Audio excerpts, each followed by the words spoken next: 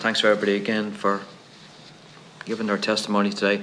I just want to speak about the impact of not legislating.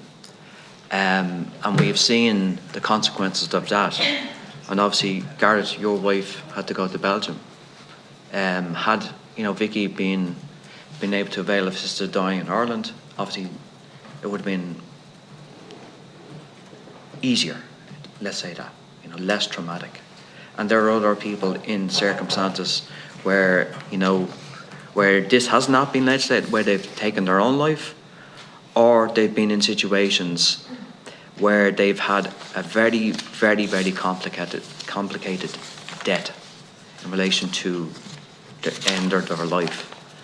And for anybody to say that that person has to go through the trauma of that pain, to deny somebody to say, look, I do not want to go through them months or weeks or days in relation to how I'm going to die. For anybody to say, well, no, you have to go through that. You have to go through that. I would ask them, people, to reflect, on that situation. Why somebody should have a choice in relation to their own life. And if it was legislated for in Ireland, hopefully it is, I don't think, the sky is going to fall in by any means. And I think, it can be complementary to our very, very good hospice and palliative care. So I just want to, in the time I have, just to comment on some of the issues about the impact of not legislating. If I could reply. Bear in mind, Deputy, that my wife's trip to Belgium came after a very substantial overdose in February.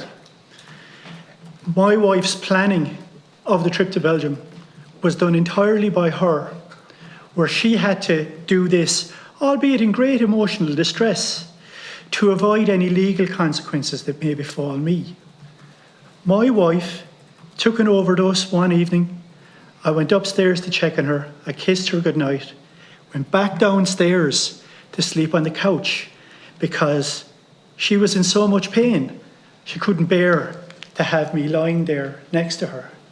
It caused her physical pain, as she would lie awake at night, crying in her suffering, crying facing the end of her life. She just wanted to be alone in that isolation herself. There was no prognosis of recovery. It was terminal, it was in the final stages. How do I know it was terminal and in final stages? She couldn't walk, she could barely eat, she could barely drink. She was losing her hair. She had no energy. One does not get better from this. This is only heading in one trajectory. That suicide attempt was unsuccessful. I'm glad of that. I'm glad that I had the remaining weeks with my wife to support her, to reassure her of my unswerving love and duty to her. My wife could travel to Belgium because she was a Belgian citizen. It made life so much easier. She had a Belgian address, she had a Belgian GP which she could reconnect with. For people who don't have that facility available to them, how many of them take their lives by suicide and are successful in the attempt? And when I say successful, the consequences of suicide are rarely as we intend. They can be quite unpleasant. Okay. Are you okay, Deputy? John wants to kind of comment on that. Tom?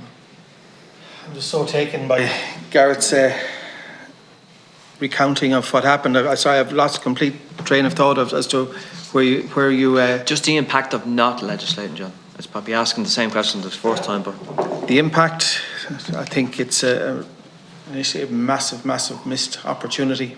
And like Garrett has said, how many people succumb to having to resort to other methods, however or whatever or wherever they may be, because something is unavailable.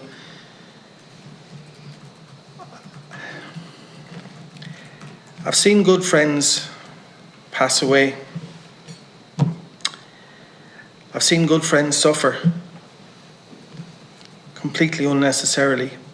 And we ask the question, when do you know that the end is nigh? How do you legislate for that? How do you put that in writing? Well, first of all, I'm not too sure if there are medics amongst us. That is something for the medical community to decide. Sometimes you don't have to be a medic. I've sat with people, and barring an absolute miracle of monumental proportions, it was literally a matter of days. And they're the people that I look at, and I'm thinking of a couple in particular. It was harrowing to watch, absolutely harrowing. Everything that could have been done was done. So this is an opportunity for all of us just to make that transition from this to wherever the next is going to be, just to make it something dignified.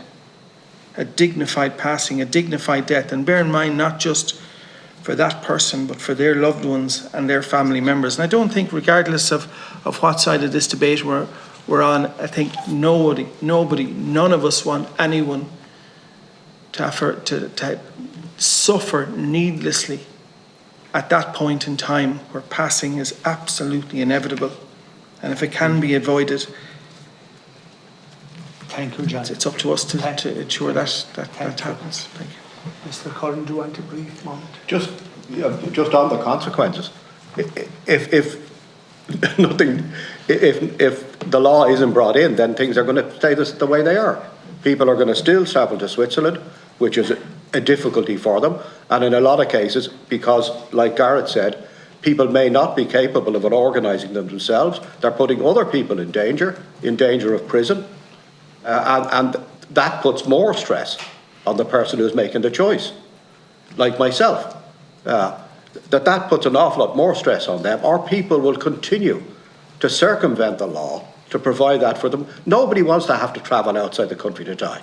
Everybody, to the best of my knowledge, there was a poll done with the Hospice Foundation some years ago, and over 87% of people wanted to die in their own bed in their own home. Now, unfortunately, that doesn't happen because people tend to get rushed to hospital and they die in acute hospitals, which is not the best place to die either. But people want to die in their own home. As was said earlier on, we've sanitised, we've medicalised death. Death is not a medical procedure. Death is part of life. It's the end of our life. But we've made it clinical. And we need to bring it back to the situation where this is about a person's life and about their choice. But if we don't legislate on it, it's just going to, people are going to, like abortion, illegal abortions, backstreet abortions, people travelling outside the country for them. Is that what we want to continue? Thank you very, very much.